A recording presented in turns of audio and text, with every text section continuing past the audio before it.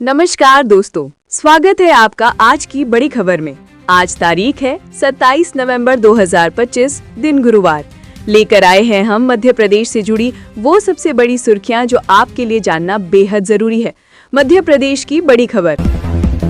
MP में जल जीवन मिशन में गड़बड़ियों पर बड़ी कार्रवाई हुई है। सरकार ने 280 एजेंसियों और 22 ठेकेदारों को ब्लैकलिस्ट कर दिया।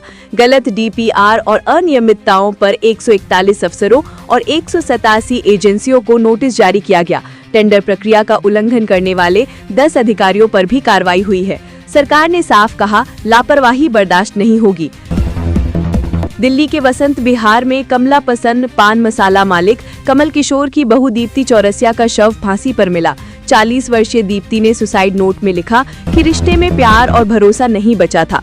उनकी 2010 में हरप्रीत से शादी हुई थी और एक 14 साल का बेटा है। दोनों के बीच लंबे समय से विवाद चल रहा था। पुलिस ने केस दर्ज कर जांच शुरू कर दी है। एमपी में लड़की का अपहरण के बाद गैंगरेप। गुना में 15 साल की किशोरी का अपहरण कर गैंगरेप किया गया। वह सड़क किनारे बेहोशी की हालत में मिली। किशोरी की हालत बेहद गंभीर बताई जा रही है। परिजनों का आरोप है कि पुलिस ने शिकायत के बाद तुरंत कार्रवाई नहीं की। अब एसपी ऑफिस पहुंचने के बाद पुलिस ने जांच शुरू की और आरोपी। भोपाल में 62 वर्षीय वरिष्ठ अधिवक्ता शिव कुमार वर्मा ने फांसी लगाकर आत्महत्या कर ली। साइबर ठगों ने उनके नाम से फर्जी बैंक अकाउंट खोलकर आतंकी फंडिंग का झूठा आरोप लगा दिया था। सुसाइड नोट में लिखा, देशद्रोही कहलाने की डर ने तोड़ दिया। वे लगातार ब्लैकमेल और धमकियों से परेशान थे। पुलिस ने केस दर्ज कर जांच शुरू कर दी है। एमपी में एसआईआर ड्यूटी का दबाव बढ़ता जा रहा है।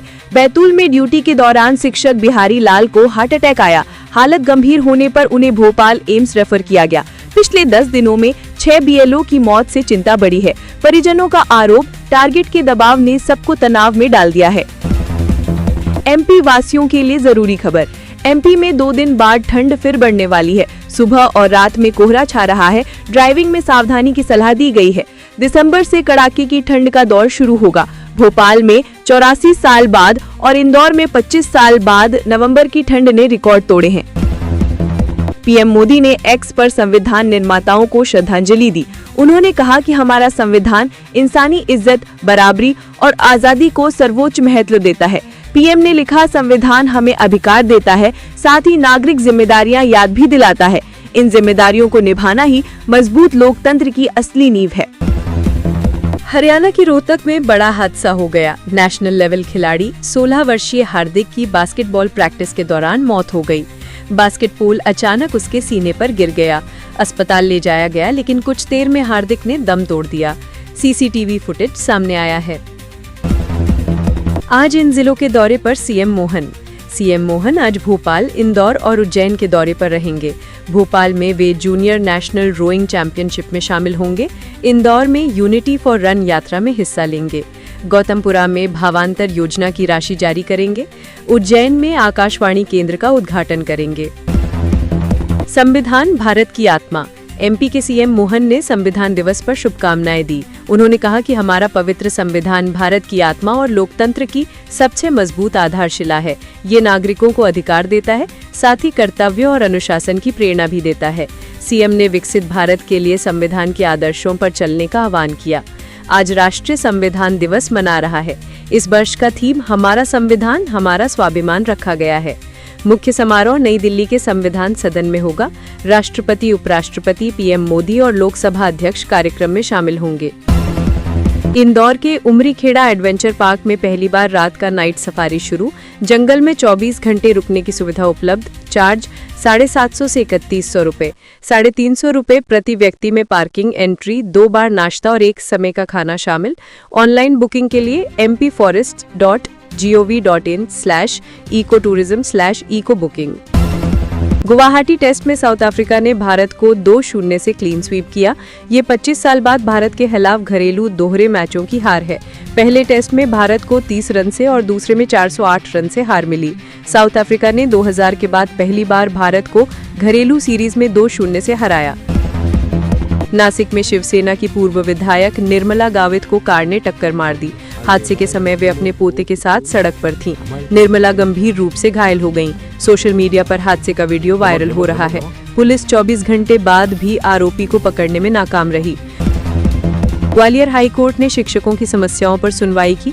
कोर्ट ने एमपी में हर जिले में एकेडमिक ट्रिब्यूनल बनाने पर विचार किया।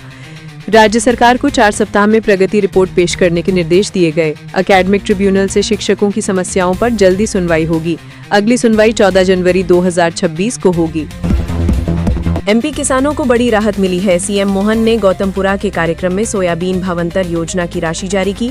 1,34,000 किसानों के खातों में 249 करोड़ रुपए ट्रांसफर किए गए। कार्यक्रम से पहले देपालपुर में भव्य रोड शो हुआ। सीएम ने क्षेत्र को कई विकास कार्यों की सौगात भी दी। उज्जैन में घायल कोबरा का सफल ऑपरेशन किया गया। जेसीबी की चोट से उसके सिर और शरीर पर 80 टांके लगाने पड़े। सर्प मित्र उसे तुरंत अस्पताल ले गए थे। डॉक्टरों ने 2 घंटे की सर्जरी कर उसकी जान बचाई। अब सांप पूरी तरह स्वस्थ है और सर्प मित्रों को सौंप दिया गया है। राम मंदिर पर ध्वज फहराने पर पाकिस्तान की प्रतिक्रिया। अयोध्या राम मंदिर के शिखर पर ध्वज फहराए जाने पर पाकिस्तान ने आपत्ति जताई है। पाक ने भारत पर मुस्लिम धार्मिक विरासत कम करने के आरोप लगाए। उसने बाबरी मस्जिद के स्थान पर मंदिर निर्माण को लेकर चिंता जताई। भारत में अल्पसंख्यकों के अधिकार प्रभावित होने का भी दावा किया है।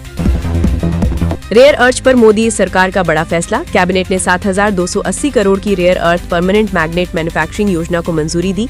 देश में 6,000 MT वार्षिक उत्पादन क्षमता तैयार होगी, जिससे आत्मनिर्भर भारत को मजबूती मिलेगी।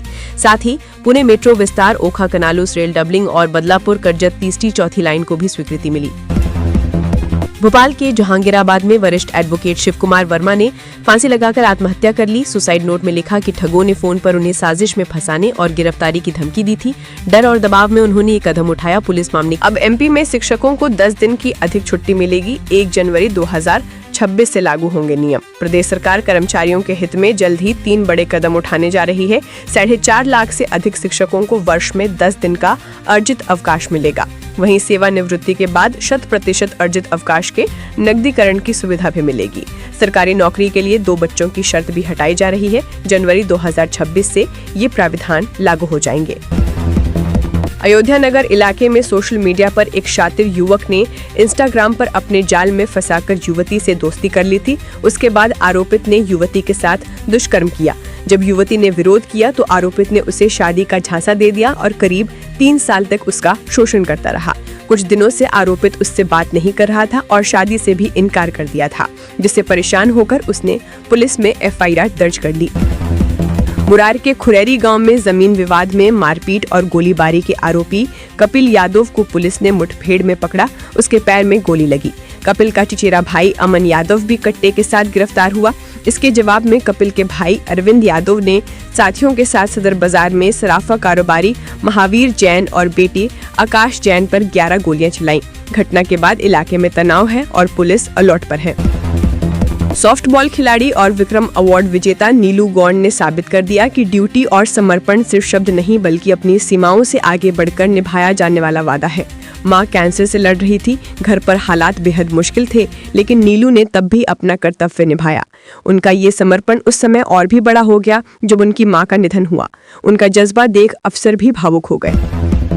लखमा खेड़ी में बिंदोली पर विवाद। लखमा खेड़ी में सुरेश कटारिया की बेटी की शादी की बिंदोली के दौरान विवाद हो गया।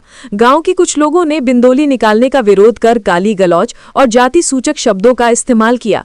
दुल्हन के परिवार ने अपमान की शिकायत की है। भीम आर्मी और ASP नेताओं ने दोषियों पर सख्त कार्रवाई की मांग की है।